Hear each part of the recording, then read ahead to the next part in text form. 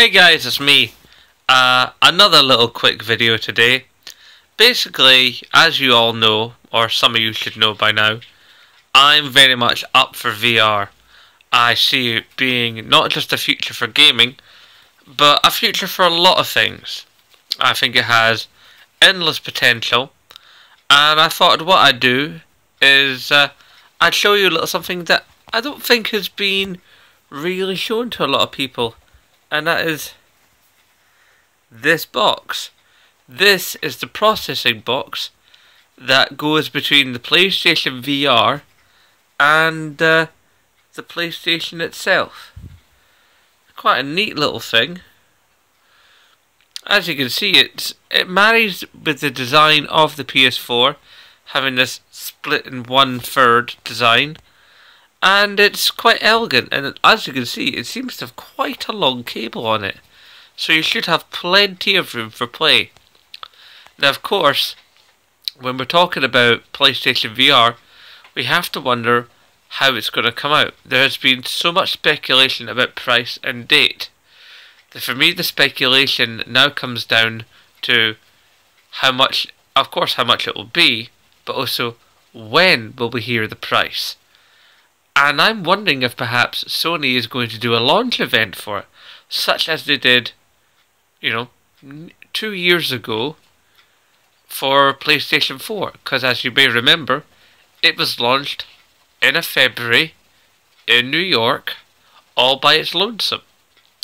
And considering Sony want to have maximum attention placed upon this to sell units, I'm hoping that they stick within the £300 to £350 range, for whatever that means for US dollars, never mind Australian dollars and Canadian dollars, even more so for Australia, because considering in Australia, if you go and buy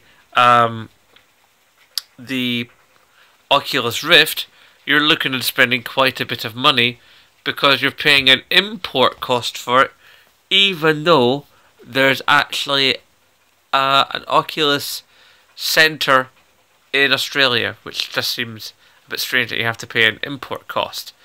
But that aside, the other thing we have to consider with PlayStation VR's SKUs. Now, I was podcasting the other night with my good friend Wingy Gaming and Cycle Gamer in the State of Gaming podcast, where we had a few good, interesting guests. And obviously PlayStation VR and other forms of VR came into the discussion because they're a hot topic at the moment. And what we were actually thinking was there might be differing SKUs.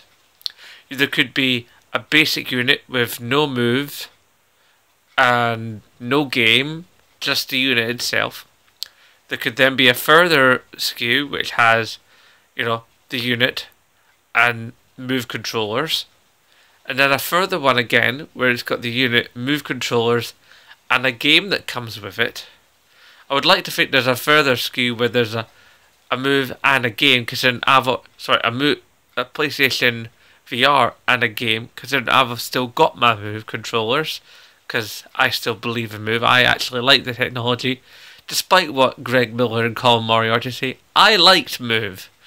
And then, of course, the upper end of the whole thing would be a PlayStation Move, a second PlayStation Move, a game, a PlayStation VR, and a PS4 to go with.